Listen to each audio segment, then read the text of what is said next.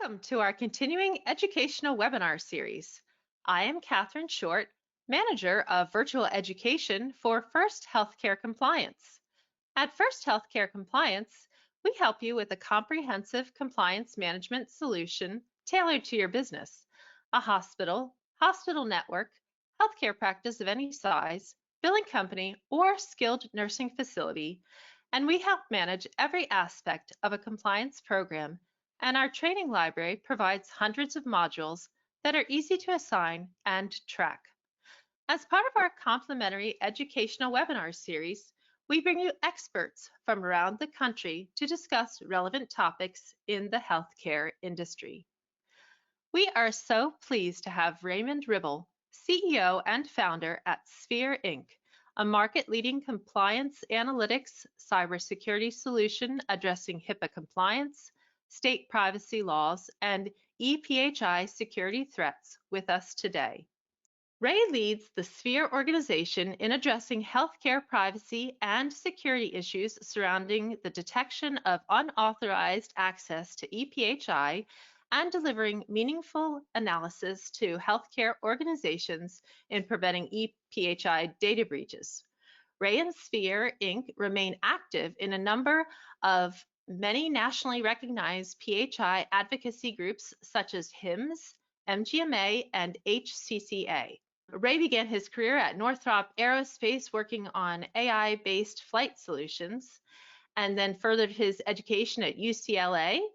And then prior to founding SPHER Inc., Ray's company played a leadership role in the high-tech program, assisting with over 2,000 provider groups across Southern California in attesting to meaningful use. During this critical migration to the electronic healthcare record systems, he became acutely aware of healthcare's shortcomings in monitoring access to ePHI, and then founded SPHER Inc. to deliver an easy-to-use and affordable analytics solution based on AI technologies. Before we begin, I would like to mention at First Healthcare Compliance, we strive to serve as a trusted resource for compliance professionals, and every month we celebrate their hard work and dedication with our Compliance Super Ninja recognition. Today, our team is turning our spotlight on Super Ninja Sharon Miller, administrator at Gulf Coast Dermapathology Laboratory. Sharon says patient care is paramount, and by creating a culture of caring and compassion and respect, we succeed in all we do. We try to create a family atmosphere, which in turn translates to ultimate patient care. Congratulations, Sharon. Our team is honored to have the privilege of working with you. A copy of the slides is available for download on the control panel. Feel free to submit questions into the question box on your control panel during the presentation. We will address questions at the conclusion of the presentation. Your PACOM and PMI certificates will be emailed to you following the broadcast. Your PACOM CEU certificate will come directly from PACOM, and your PMI CEU certificate will come from our email. There is no need to request either one. They will come automatically. Additional CEU opportunities will be available to BC Advantage members following the live broadcast. See their website for details. So Ray, a very, very warm welcome. So happy to have you here today. Thanks for being here. Thank you for having me. It's a pleasure to be here with everybody again, and hopefully I can impart some of what I've been learning in the industry with our listeners today, and of course with the team at First Healthcare Compliance. So again, thank you. What I'd like to do is start off by just sharing my goal in today's presentation. That is to make everybody who's listening a bit more aware of what's happening in terms of snooping, employee threats, insider threats, the type of threats that exist, and why we want to pay attention to this as an organization in healthcare today, what that impact could be to our organization on an ongoing basis. I think we hear more about the bigger things that happen from a malicious user or a hacker perspective than we do snooping. I think most people, as I go in the field, think that snooping is not that of an important issue, but as you're going to see in my slides, it's probably the #1 violation that occurs in the healthcare world. So without further ado, let me jump in, share my insights, and as Catherine indicated, as I'm giving the presentation, feel free to write questions to us. If you want to get back to us after the fact, I am more than happy to answer questions for everybody ad infinitum. All right, so let's jump in. How to prevent employee snooping and insider threats. Obviously, I always want to start with disclosure. The information presented within is not meant to constitute legal advice. Consult a healthcare privacy expert or attorney for any advice on specific HIPAA incidents, such as first healthcare compliance. Let's jump right in. Let's talk about the most common reasons for data breaches, and this is going to be our kind of the top of the funnel as we get into snooping and insider threats. Why do breaches occur? What can we do to prevent them? And can I get to a point where I do not need to worry? These are a lot of similar questions that I get asked often when I'm out in the field. The slide here focuses on the 5 common reasons that we've observed as we've been out there. The first one is personal gain. When a person is malicious in their actions in the office towards the ePHI, the PHI, for very personal reasons. It's kind of redundant using one of the words in the explanation, but they're doing it for themselves, okay? And I'm going to come back to some of these points as I go through the slides and try to relate them to real things that have happened. Competitive advantage. Sadly, what we have seen in our analytics is we've had incidents where one employee might do something that we could label as malicious in order to make somebody else look bad, but the impact was directly felt by a patient and or an organization in the way that that was done, and put them at risk as an organization. So we have to watch out that the reputation of an employee or the business isn't compromised through somebody's competitive type of activities.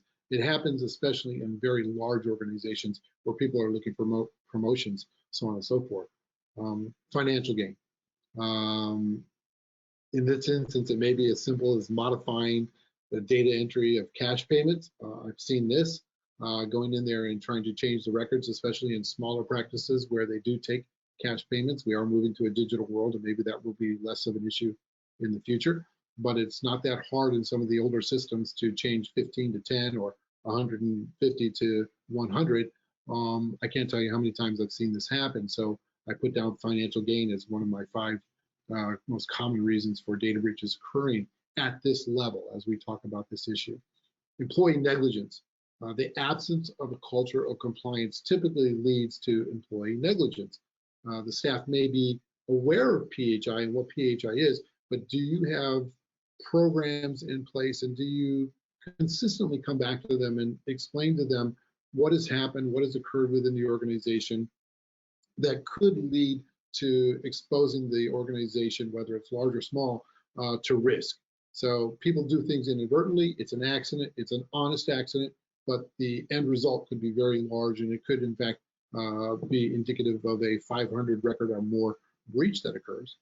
And then poor security. And this is probably, for me, the thing that I see the most is poor security in an organization, or no security at all. I recently met with an organization that had very good policies and procedures, but they actually had nothing in place in terms of documenting, no systems in place, no documentation of processes that they said they had. So if somebody were to come in and audit them, how do they prove what they're doing? So you're going to hear me talk about documenting, making sure that your PCs are encrypted, making sure your email is encrypted, making sure your firewalls and your patches are all up to date. These are typically things that you would go through in your security risk assessment. So talk to your IT team, talk to your administrators. What are we doing to make sure that we've covered the basic security issues around our patients' PHI? Let's protect the physicians, let's protect the staff, let's protect our patients, right? So let me move forward from there and just talk about the most causes of data breach, the most common causes of data breaches. My apologies. And you can read for yourself what I have listed here. These are things you've probably heard about, you've seen. Malware is the one that we've focused on as PC users most of our life, right? It's typically caused by out-of-date software where we haven't gone in and applied patches.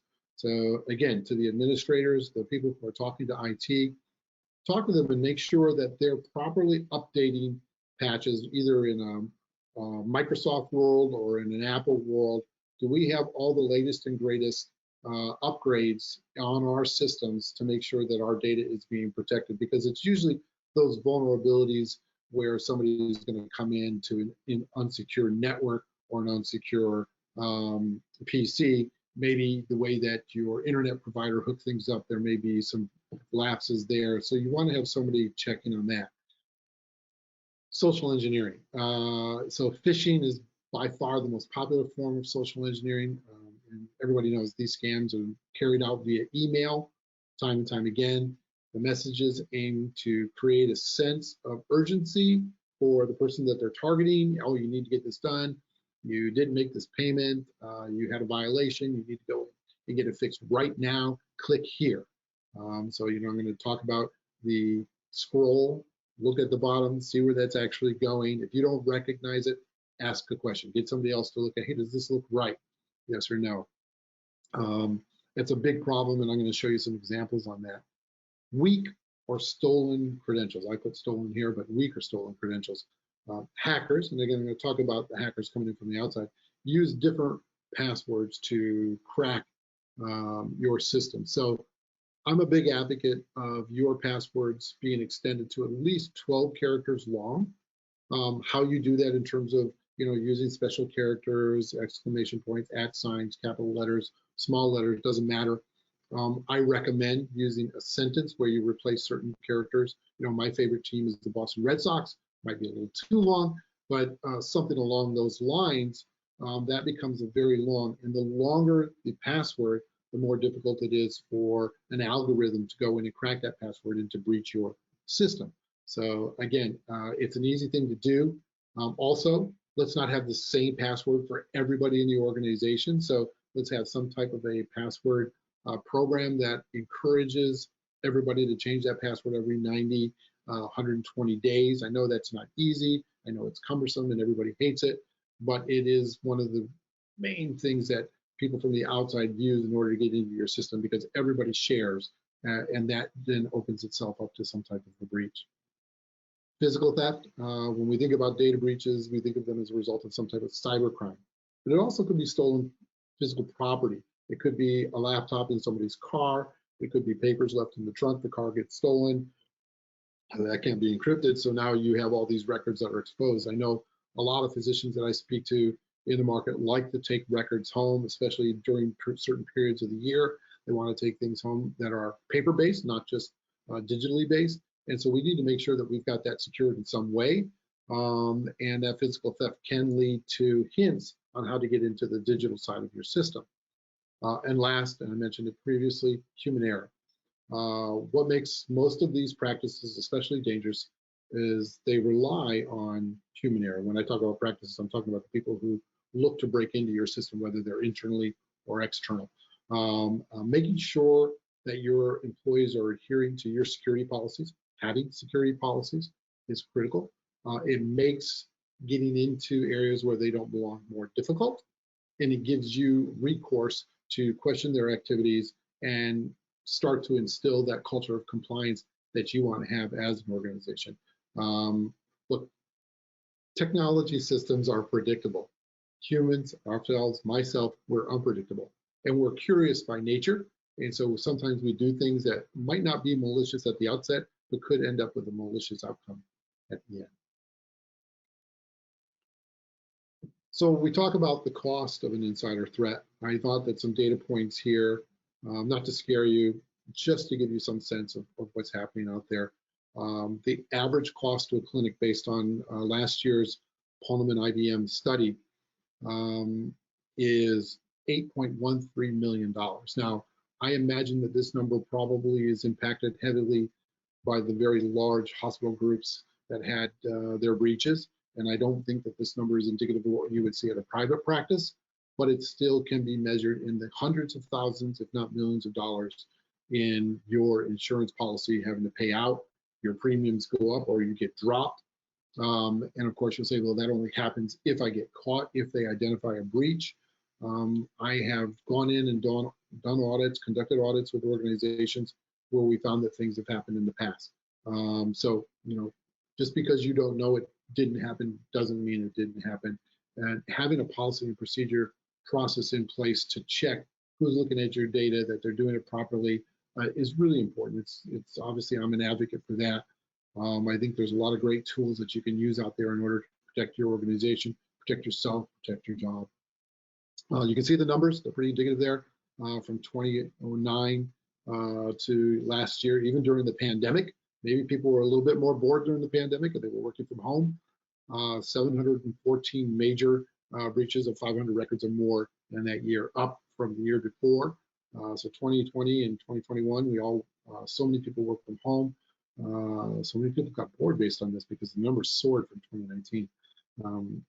How does that break down? They say it's $499 per patient per record, if you want to think of that, for that breach. I know that the previous number was $429, so it went up $70. It's almost as bad as gasoline.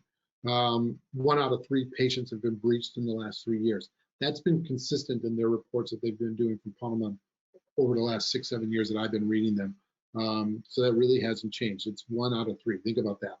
1 out of every 3 patients that you have coming in on a day, you might see somewhere between 35 to 300 in a day. 1/3 of them are exposed to a breach either through you or through another healthcare rated organization out there in your area. Because we refer so many people to other organizations.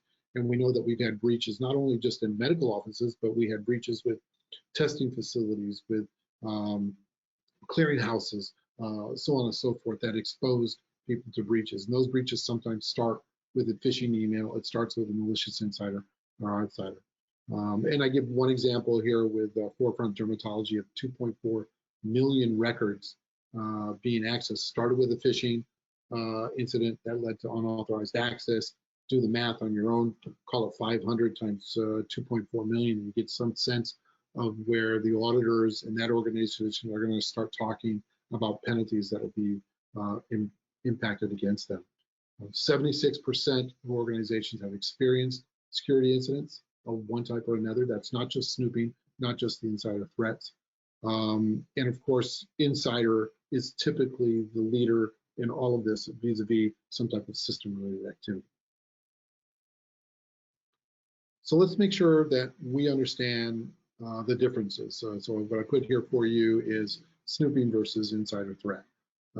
Snooping, snoops, to pry into our private affairs of others. We're curious by nature. We love to know what's going on. We've all heard a lot of stories. I'm going to share a couple with you about things that have happened here in the United States where people have snooped and it's had a very, very bad outcome for that individual and sometimes for the individuals who are snooped upon, versus the insider threat.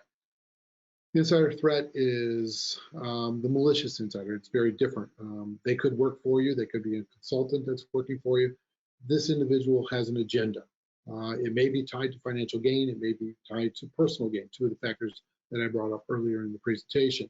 The lack of security measures inside your organization allow them to continue with little or no detection or any type of barrier between them doing what they want to do and you operating your business appropriately. So this I talk about as the authorized user threat, something that you want to be aware of and be thinking about in your organization. And it's a great slide, even if you were just talking to your team about what we're doing and how do we know the difference between snooping and insider threat. I'm going to touch base on it again, but I want to maybe hit on it here real quick. I'm not always talking about your employees. I'm not always saying that the people that you hired are not trustworthy. They are trustworthy. But what we don't know is the people who surround them. We don't know who their friends are. We don't know if they're working from home and they leave a PC on all day. If somebody else were to sit down and look at something and see some information that they shouldn't. Obviously, we have more control on that when they're in the office, but in this work from home environment, what I've seen in the last 2 years is a lot of the incidents were a residual of work from home. Hopefully, as we move away from the pandemic and get back into the office, that'll be reduced. But we also want to instill this culture of compliance within the organization. So I thought in the next slide, I would borrow one of my childhood friends, Snoopy, who's my favorite character, and give you some idea of Snoopy snooping on Charlie Brown. And I just thought it would be funny and to take a casual moment here. What kind of harm can Snoopy really cause? The answer, of course, is quite a bit. When Snoopy shares his ill-gotten knowledge with others, social media or gossip, real harm can be recognized on the other end of that. We've seen incidents where people have gone in and looked at information that related to a divorce and then handed that information off to the opposite side in a divorce hearing so that they could use that to try to get custody of children or property, whatever the case may be. An organization can end up being sued by that patient or a staff member if that staff member says that personal harm was caused to them through somebody looking at information that they shouldn't have had access to. And when that does happen, again, it's measured in tens of thousands, hundreds of thousands. It's not just about OCR coming in and doing an audit. It could be some defense lawyer coming in and saying, I want to have access to your records to see if you even had an idea that this was happening, whether or not you knew that people were looking at these records. So I've given you an example here in the bullet points of the type of things that happen. 27% of internal breaches are associated with snooping. And I've got some inconsistency, purposely so, in my presentation, because depending on what study you read, that snooping number goes anywhere from 20 to 40% across different studies. And I'm focusing most of my intelligence on the Poneman report. Here I used a different organization, but it is consistently somewhere in the range of 1/4 of all of the breaches are associated in some way with snooping activities. And of course, medical records of friends and family are probably the number one. Self-examination when it's not required, number two. Co-workers, medical records, so on and so forth. So please just be aware of these things. And I thought a case study is the best here. So you may or may not remember when this occurred with the TV actor Jussie Smollett in Chicago. We don't care about what happened, the political side of it. It's more what happened when he checked himself into the hospital, Northwestern Memorial. And when he went in there, in the days that followed his exam, more than 60 employees who were not on the care team, because he went into the emergency care area, looked at his record. Some of them had ill intent, some of them were just curious what was going on.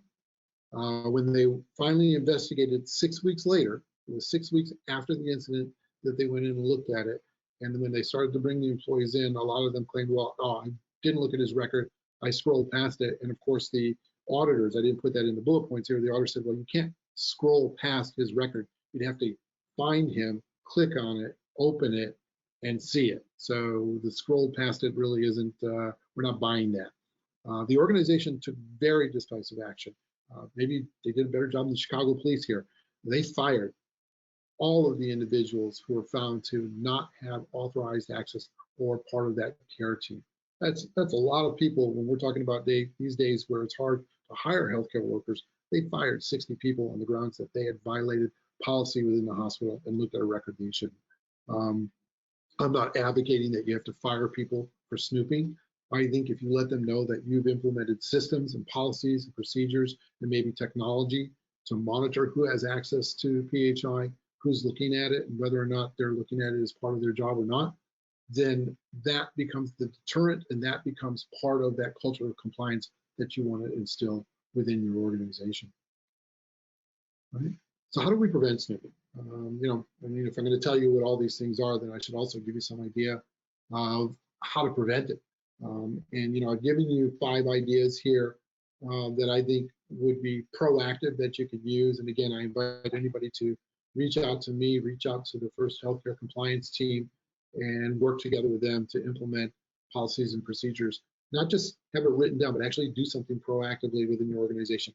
I personally believe it all starts with your security risk assessment. When you sit down and do that arduous 320 question administrative, physical, technical answer questions and make sure that everything's up to date this year, take it to heart. Do we really have these things in place? Do we really know how to do these? And you don't have to be 100% across the entire security risk assessment, but I do believe you want to make sure that every year you're improving yourself as an organization, as individuals, and you're policing those policies that you have in a way that you're protecting, again, the physicians, the healthcare group, the employees, and your patients. And I'm not putting any emphasis on any one of those four. I think they're all equally important. We do work on behalf of the patients and protecting them. My job is to help protect those patients by helping you to protect those patients, if you think of it that way. So train and educate your staff on what they can do to improve their knowledge of what's going on, and let them know that you care about snooping, that you care about that malicious insider, and that you're doing things proactively to prevent that from happening. Insider threats, there's three types. The employer contractor, you've heard me talk about this malicious insider already. And then the last one I want to focus on is the credential theme. They're very dangerous. The employer or contractor probably is the largest of the group, but the criminal or malicious insider is, their motivations vary. They can cause harm to the reputation of the organization. The cost to the organization could be significant. That criminal or malicious insider could in fact be the employee or the contractor, right? But I gave you that difference between where we measure that cliff that they fall off there. And then that last one is the credential theme. And this is probably the hardest to identify, the hardest to catch. If you don't have some sophisticated system in your office, you may not see them in there, because remember, they're using some type of a phishing email to get into your system. They probably have credentials of one of your employees that they stole. So they're logging in as Ray on this EHR, on this imaging system, and your system recognizes that username and password, allows them in, and now they have free range. They can install third-party software to copy data. They can monitor how you're using your system, and then slowly exfiltrate that data out for some financial gain. And that happens over months. It doesn't happen in a day. Most of the sophisticated systems that we see are typically, they're in, looking around, and sometimes it's like 200 days later when they actually have exfiltrated and you find out about the breach having happened. So I took this slide and I kind of went another way. I'll back up to show you. Here we are. We just talked about what they were, but I thought you might be interested in some of the metrics that goes behind that. And as you can see, well, 56% of the employer contractor represent that model. That 18% and 26% across the criminal or the credential thief, that's the real heavy financial impact that you have within your organization. So these statistics are important. In the study that I looked at here, again, it was with Pullman, 6,803 incidents that were reported. This is how it broke down. You know, I don't know if you've ever done analytics, or if you have a system in your office that can do analytics. Maybe your EHR has a way that you can grab that information, put it into a spreadsheet, and take a look and find out where you are just as an organization. Have this conversation with your friends who work in other practices. What are they doing? How do they do it? Do you think that what they're doing is good, better, or worse than what you're doing in your organization? Because they're not doing something doesn't mean you should not be doing something, but you're always interested in what others in the field are doing. And obviously, I educate myself. I go into conferences, and I know you're online today to learn more about this, but what's happening out there? What's the technology world doing to make this part of my job easier? And hopefully I can help you with that, and the people at First Healthcare Compliance can help you to find those answers going forward. So it only takes one.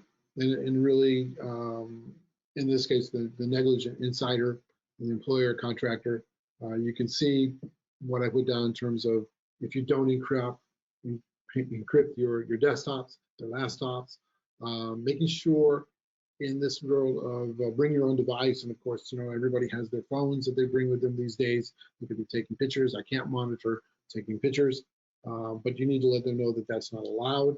I know some offices where they do ask the employees to turn their phones off when they come in the office. Everybody has different rules. Have some rule. And of course, you want to, is there some deterrent in terms of, if they don't adhere to your group security policy, what's the penalty for that, right?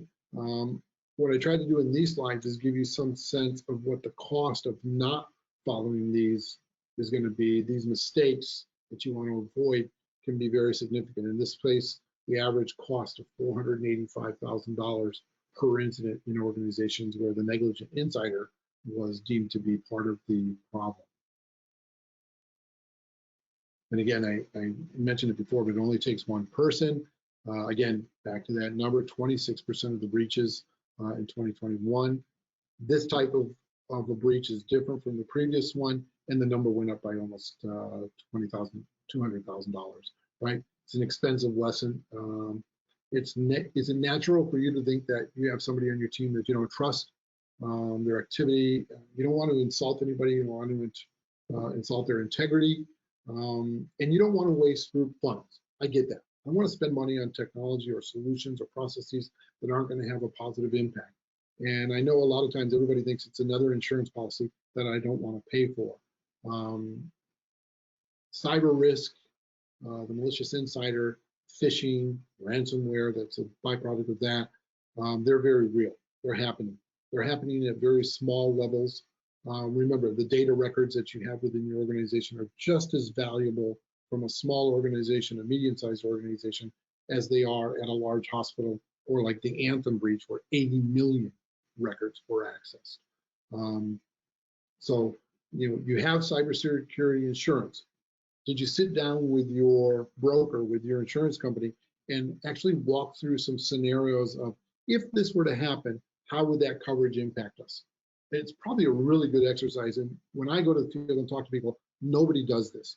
They don't ask the what if scenarios with their providers, so that they can go back and look at their policies and procedures and say, well, what aren't we doing that we should be doing, that in the event of a breach, these type of breaches, snooping, insider threat, can we do that's cost effective to protect us and make sure that our cybersecurity insurance, that the worst case scenario comes into play and allows us to be protected from that insurance policy. Yeah, we'll deal with the new insurance after the fact, but right now I need to make sure that I'm covered. I had one incident with, again, it was another dermatology group in Colorado, where they found out that 4,000 medical records had been illicitly obtained by one of their employees, who put it into an email package and then sent it to another dermatology group where she was about to take a new job. Well, 4,000 records, okay, that's definitely a major breach. They didn't have any encryption on email. They didn't have any system monitoring access to the number of records. It was only by chance that they caught it, simply by chance that they caught it. It was almost an accident that they caught the breach. They did. The initial cost of the organization in the first 2 weeks was over $400,000. Does it cost that much right there? No, but they already could sit down with their lawyers and talk about what the impact was going to be, what it was going to cost them to go in. I think in speaking to that administrator recently, they ended up spending just over $1 million of their own money to resolve that. They were not fined by OCR, even though they were investigated. They went through the remedial process. They did everything that they were asked to do. They cleaned everything up. They installed new systems. And so they were not penalized. Very, very small penalty that was put against them. So, in the event something happens, work with OCR, work with the HIPAA police out there to make sure that you do what they're asking you to do and do it right. Right. So here we are, the credential thief. This is the one that I worry about the most. They found a way to get into your records. They're using passwords. God forbid, please don't have some spreadsheet on your system that has the name of every user, their password, their logins on it, because that's what they go looking for. You can see here the cost goes up again now. This person, this group is very targeted in what they're looking to do and how they want to get at that data. So $800,000 per incident. So now we're moving towards that $1 million mark. Bigger organizations obviously going to be much higher. 67% of companies are experiencing between 21 and 40 incidents a year. Think about that. You're probably saying, I haven't had any. And I always say, how would you know? If you don't have something in place to allow you to monitor regular and appropriate, then how do you know that you're having or not having those incidents? And how do you look at that data, and how do you vary it in a way that you can be certain that you don't have somebody who doesn't belong in your system? Quite often it is the boyfriend, girlfriend of somebody, or some relative of somebody who's got access to their information and has used that information to get into your system. Of course, the number one technique for the bad guys to get in is email phishing. So let's take a look at email phishing and just make sure that everybody understands what that looks like. What I did is I pulled 3 documents. So I try to save every phishing email that I get, and I probably get somewhere in the range of 5 to 10 a week. That's high, in my opinion. I talk to other people, they get them. What I do is I have a special folder that I save them and I put them in. It's locked down because I want to go back and look at what type of schemes that are using. If you take a look at the Amazon one there, the Amazon has a double N. Would you actually catch that if you were looking at this? Otherwise, it looks exactly like the Amazon login that you might use for products that you're buying. Of course, we know that our employees are going online to Amazon and buying things that they need at home, or buying things for their kids, or one of their kids is at college and they need to have something sent to them. So if they see an Amazon message, maybe they'll click on it. Everybody's on Netflix. So these are products and services that we know that we may have subscriptions to. They breached, they phished and breached somebody else, and you were one of the contacts, so they know that you use this product. And now they're sending you a Netflix, a PayPal, an Amazon email that looks and smells exactly like what you expect to see. Another popular one is your phone carrier, so AT&T, Verizon, T-Mobile, some type of a bill where something happened and they need you to go in and correct it. Your bank, Bank of America, whoever it may be, you may see emails from these organizations. What I advise everybody to do is get that mouse, put it over wherever the link is. Do not click on it. Look down at your bottom left-hand corner and say, where is that URL going? If I don't recognize that URL, and I'm not confident that that's real, don't click on it. Better yet, at work, don't click on it at all. Wait till you get home and work on it at home. Don't expose your organization and therefore your meaningful job to some type of a risk like this, because that's what they're looking to do, is get into the system. If you are using your PC at home to access the office's systems, then make sure that you've encrypted your PC at home, and make sure that you have some understanding of how that PC can be configured in order to protect you at home vis-a-vis what you have in terms of protection at the office. If you don't know, talk to your IT specialist, talk to somebody, get some advice, reach out to us, reach out to First Healthcare Compliance, and talk about what can I do to make sure that not only my office, but also my home office is secure, because home offices are just as susceptible to this type of phishing as any type of business, right? And I thought you might find this interesting. There's different types of phishing out there, and I actually learned this myself. I didn't know there were all these different names associated with it. So the marketing people really got crazy here. Phishing, spear phishing, whaling. So the high targeted employees. We do see this. The number one culprit that we found in the studies that we've read, the higher they are in the organization, the less likely they are to read everything and to click very quickly and open something up. So this whaling is really focusing in on, they'll target the CXO type people within a large healthcare organization, with the possibility that just one of them is going to click on that and give them access into the system. And of course, if they are high ranking, they probably have permissions into certain parts of the system that your normal employees do not have, right? So that's a windfall for the bad guys there.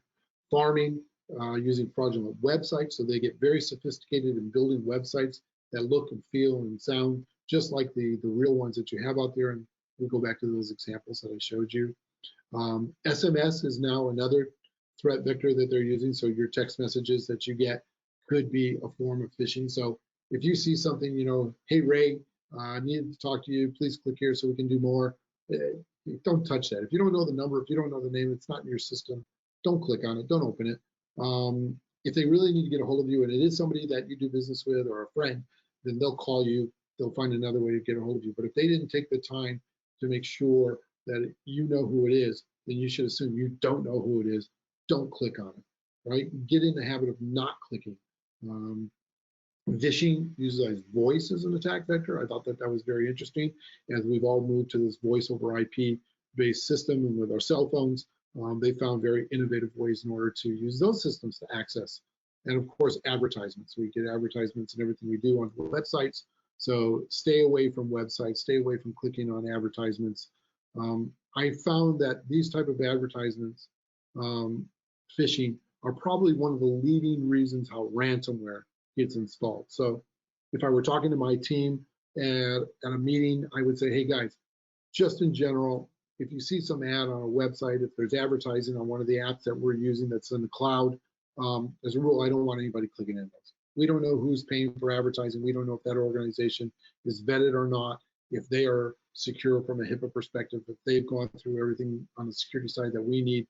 So no clicking on third-party ads. If you want to do it, write it down in paper and pencil, take it home, do it on your PC, but not in the office, not on systems that have related connectivity to what we're doing here. All right. So again, I wanted to talk about what we could do to prevent insider threat. And you know, this is important. First and foremost, just be diligent. Listening to a presentation like this should give you a lot of ideas. I hope it does. Train your staff, anybody who has access to PHI, and then implement systems that you can monitor, things that you can look at to tell you and give you some sense of what's happening in the organization. If there's one or two employees or a group or an office that's not kind of in step with everybody else, that's a great opportunity to go sit down with them, have a talk with them, and say, hey guys, we're doing good, we can do better. Here are some things that I've identified where we've made some mistakes. Let's see if we can't clean that up. It doesn't have to be adversarial in the way that you approach a team or an individual in order to correct bad habits. And that's all they are, is bad habits.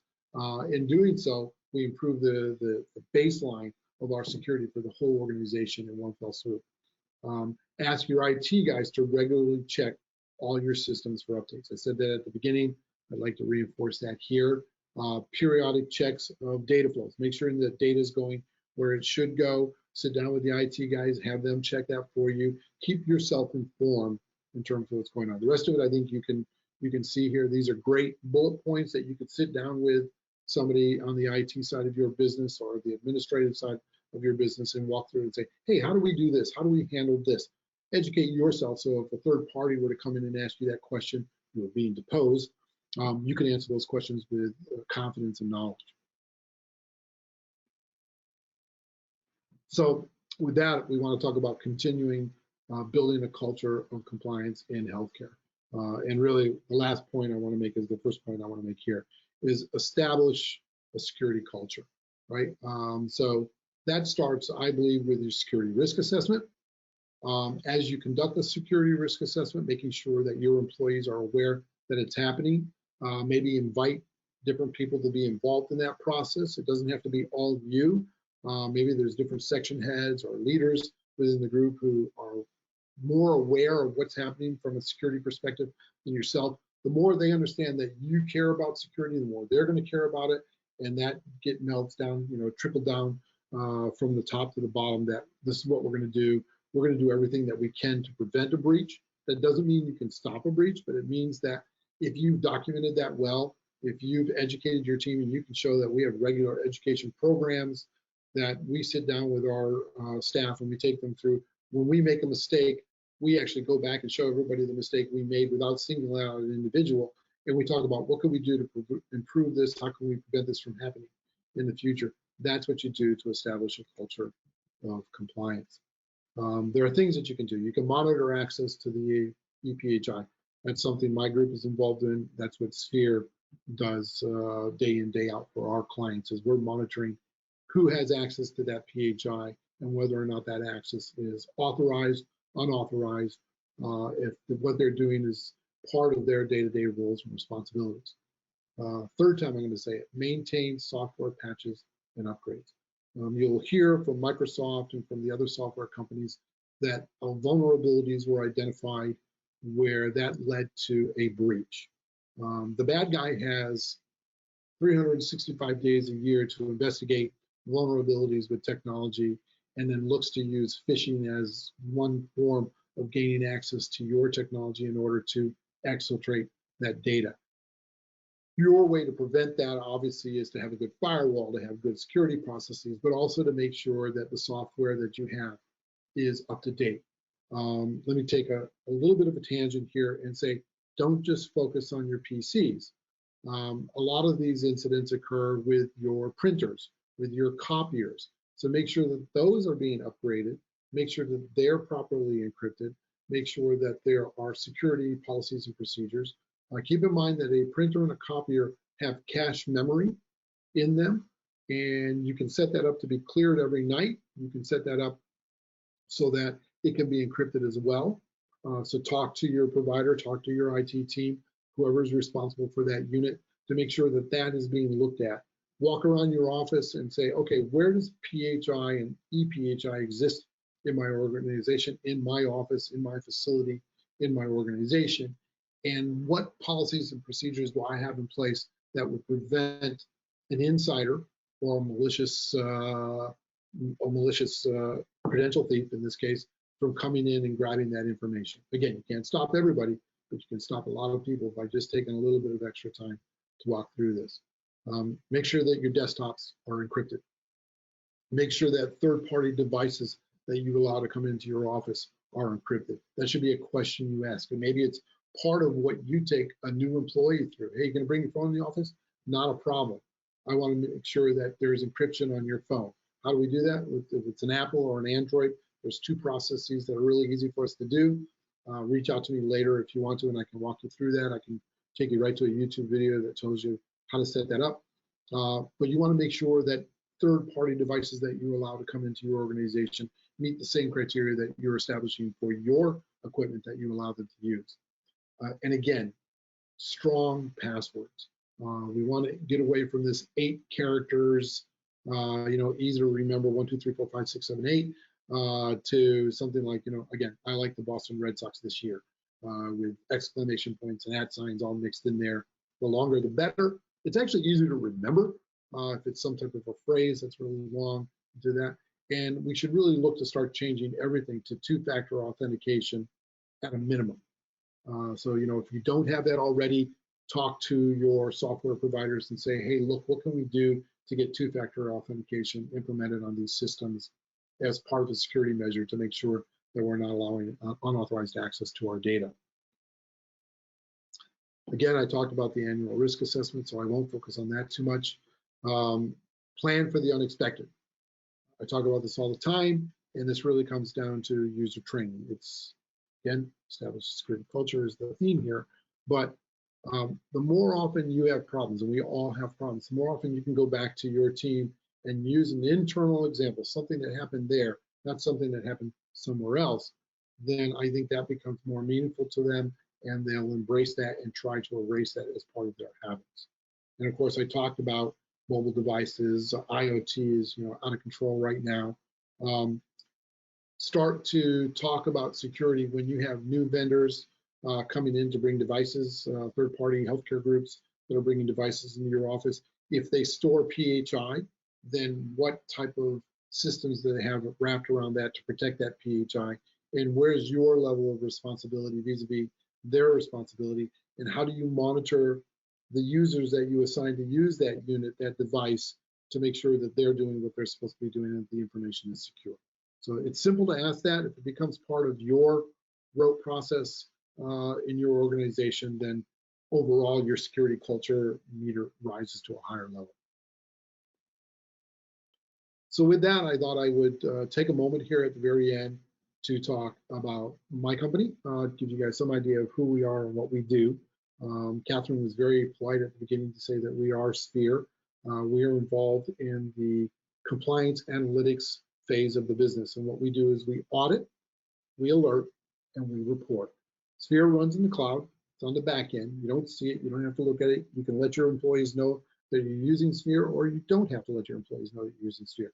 SPHER is looking at every credentialed user that you have within your EHR, within an imaging system, within an oncology system, whatever that system is. If it has embedded ePHI in it, if it generates an audit log, and it falls under the ONC and the OCR rules for auditing and monitoring, then SPHER can pull that data into our system. We do the analytics for you, and we alert you to any activity from those users that may be indicative of malfeasance. It could be snooping. It could be that insider threat that we talked about today. It could be somebody looking at the neighbor's information. It could be looking at their own information. They could be accessing 1,000 records or 4,000, as I used the example earlier, when on average they only look at 40 a day. And you know that there's a difference from the person who sits in the front of the office to the back office. And how they work. So even if somebody swapped out roles for a day, there's a pattern that you could look at that you could associate with how they're looking at that data and whether or not they should have access to it. On the back end of that, all of that data can be reported. So if you have to report to a board, if you have to report to a third-party consultancy group in terms of what you're doing to protect your data, then SPHER provides you with that dashboard, with that reporting mechanism in order to protect what you have going on within your organization. So again, it's auditing, it's alerting you, and then it's giving you that reporting function that you need. We store all of the data for you for 7 years, so you can go back and run historical reports as well as active day-to-day reports. What SPHER does is we look at all the data from the last 24 hours and we give you a snapshot of what that activity looked like for the day, only for the incidents that were out of the normal. And it's a learning-based system, so the more you use SPHER, the less you use SPHER. Our typical user might only use the system between 8 and 10 minutes a day. Gives you an idea of what the dashboard looks like and what type of reporting we're doing for you. The AI is going to do the work for you on the back end. So you can still focus on your day job. You don't have to spend all day long in the SPHER system. We're doing the detailed analytics for you so that you can focus on working with your patients and working with your team. And with that, I'd like to wrap up. I think I'm maybe a minute or so off my target today, which I hope is good. But I want to thank everybody for listening to this presentation. I've listed some information for here that you can reach out to me, both in terms of my email. You can see my LinkedIn page. Raymond Ribble is my LinkedIn page, Twitter, Facebook, if you want to find out what we're doing at SPHER and find out what we're doing with our clients. We work with hospitals, we work with major clinics, we work with private practices. As was mentioned at the very beginning, we started by being a partner with the RECs here on the West Coast to implement the EHRs and go through that process of going through meaningful use. So I feel like my team has a really good grassroots understanding of what those issues are, being able to sit down with organizations, talk to you about what you need to do to secure your environment, to look for those snooping, to look for the insider threats, to protect your organization from any type of activity that might be indicative of a breach and to protect yourself. So with that, I want to thank everybody for listening, invite you to reach out, and I'll pass it back to you, Catherine. Thank you so much, Ray. That was a wonderful presentation. We haven't had a presentation like that before. I'm sure that this is going to be very, very helpful to all of our listeners and attendees. So I wanted to thank you so much for this presentation. Did you have any other words of advice that you'd like to leave with us that maybe you hadn't maybe occurred to you while you were speaking? And then we do have a few questions. No, I don't think so. I think what I try to do in my presentations, Catherine, is the salient points that I'm trying to get across, I iterate again and again. So I iterate again and again. I think for me, it's upgrading your systems and making sure that the patches are properly applied. It's talking to your teams about security. I think it's that simple. If they know that you're thinking about it, they'll think about it. If you don't talk about it, they're not going to be worried about it. So talk about security. Start talking about what can we do to improve security, and work with my IT team to make sure that we have systems in place that allow us to regularly and appropriately monitor what's happening within our systems. That would be kind of saying what I already said, but say it again. Okay. I think we are going to take just a few questions here. The first question I had was, I trust my employees and believe we do a good job vetting and then selecting trustworthy people. Mm-hmm. However, your presentation seems to suggest we perhaps shouldn't trust them. What should we do about that feeling, and why? Yeah, I think that's a very natural, I don't know who asked the question, but it's a very natural question to ask, and it's on target. It's not that we don't trust our employees, and I joke about this. I get asked this quite often. Trust but verify, right? Isn't that the old expression that Reagan came up with? It's right. And I think I mentioned in the presentation, it's not about trusting or not trusting your employees in that sense. We don't know who's surrounding them. We don't know what's happened in their life in terms of some life-changing incident that may move them from being the regular employee to being willing to do something that we might judge as malicious. And it could be, again, for that personal gain, but more importantly, It could be a reason for financial gain. If somebody is in a situation where they need to get money really fast and the wrong person approaches them and tells them that, hey, some of those medical records will be worth thousands of dollars to me, you go from a very good employee to a very bad employee really fast. And sadly, it happens a lot. I've sat down with the FBI, I've sat down with OCR investigators, and have heard enough stories about those types of situations to know that it's very real, that it's that one incident that's kind of broke the camel's back and allowed or encouraged somebody to go do something that for many, many years they had never done before. So yeah, we trust our employees. I think we all do. I do. I trust all the employees in my office. But having some type of regular and appropriate system that's documented, that I can demonstrate to an outside party, a defense lawyer, during an audit or during a deposition, that, hey, we do these things to protect our office, and therefore it's not about not trusting my employees, it's just making sure that we've done everything to protect our patients. I tend to look at it that way, Catherine. Someone might be fairly innocent on one hand, but then not even realize the issues of people who are surrounding them. That's extremely true. Or the what situations they're in.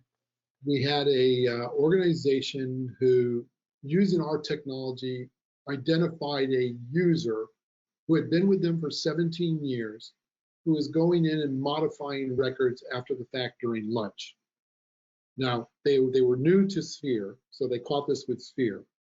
Mm-hmm. When they forensically looked at it, she'd been doing it for 10 years, right? They started going back in the records and they found that she'd been doing it for 10 years. Why? For financial gain. So she was taking a little bit off the top, a little bit off the top. And when we sat down with the doctor as part of the investigation, they indicated that, oh, wow, we every year we always seem to be coming up short in different areas, and we thought it was really bad. We even changed our organization that did our collections for us a couple of times, thinking that they were the ones doing it wrong. We never once considered that it might have been somebody internally that was doing it. Oh wow, that's actually very sad. You never know, right? You never know. So I don't think you should feel bad about monitoring your end users. It's no different than we're just protecting our business from some event that could be catastrophic in terms of everybody losing their jobs because of a breach. True. Okay, how about audit? We currently pull audit logs randomly to look for employee activity in the EHRs, and then they ask, is that enough? It's a good start. And my answer to that question is, are you documenting that properly? If somebody came in, again, I'm saying the same thing again, can you demonstrate through your policies and procedures that you do that, how you do it, what that process looks like, and is it varying enough that you, over some period of time, you look at everybody, right? So if you're looking at 3 different users a week, but you have 300, is that good enough? Is that regular and appropriate? And are you taking that data and then keeping it somewhere? Do you do any kind of report on that data to say, hey, look, here's some patterns that I've seen from doing this? That's what they're looking for when they look for regular and appropriate access. That's why with SPHER, I'm going to plug my own product again here, we look at 100% of all the activity of all the users every day, because you couldn't possibly do that. But to answer that user's, that person's question, yeah, that's a great start. And I'm happy to hear that they're doing that. So often when I go into offices, they have nothing in place. So I'd rather see that than nothing at all. I sometimes wonder if people say they randomly pull a log, but I wonder if occasionally you find patterns of people supposedly randomly pulling, that they pull these records, but then I'm wondering if sometimes they pull one, and if it looks complicated, they're like, let's put that one back and see if we can randomly pull another one that's not complicated. And they keep pulling ones again, and if it looks complicated, they stick that one back in, and they're like, let's see if we can pull another one randomly that's not complicated. Do you think that happens? Yeah, I know that happens. That's a really good point. So here's the problem. Everybody who's listening to this, we all have, is the data in that audit log is very codified. It's really not easy to read. And if you really don't know that system well and know how to read it, oh my God, if you have insomnia, this is going to solve that problem. And now you're trying to look at, say, you have 3,000 employees and you're trying to look at 30 or 40 every other Friday to see what's going on with those people. How much time can you dedicate to doing that if it's not an automated process? And what other things are happening in the office that get in the way on a Friday that prevent you from doing it so that you miss a week or 2 weeks or a month? And then are you capturing that, writing it down somewhere where if somebody else comes in, a third party, if Catherine comes in and says, okay, show me what you do. Show me last week's audit that you conducted. Explain to me how you went through the analytics on this and came up with the conclusions that you did. Can you do that? Those are the questions that they do get asked if they say, I have a process in place. And if you have no process in place, then you get dinged right at the very beginning. So yeah, it is really hard to read the data.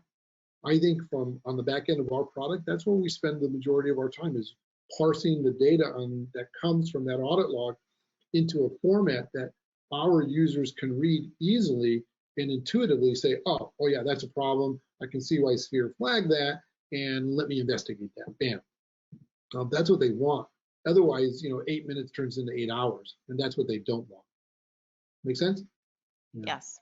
Okay, well, I think we're about ready to wrap up our presentation then. So I wanted to thank you again so much for sharing your time with us and your expertise. So thank you for being with us today. Thank you for having me today. It's always a pleasure, and good luck to everybody out there. Thank you so much. And attendees, please take time to check out SPHER, to contact Ray. So if you have any questions further, please reach out to Ray directly. If you think of something later, you can send us questions and we'll forward them on. Please remember your PAYCOM and PMI CEU certificate will be emailed to you from within 2 days following the broadcast. There's no need to request it. You can register for future webinars or request a demo of our compliance solution on our website at firsthcc.com or call us at 888-543-4778. And thank you for joining us.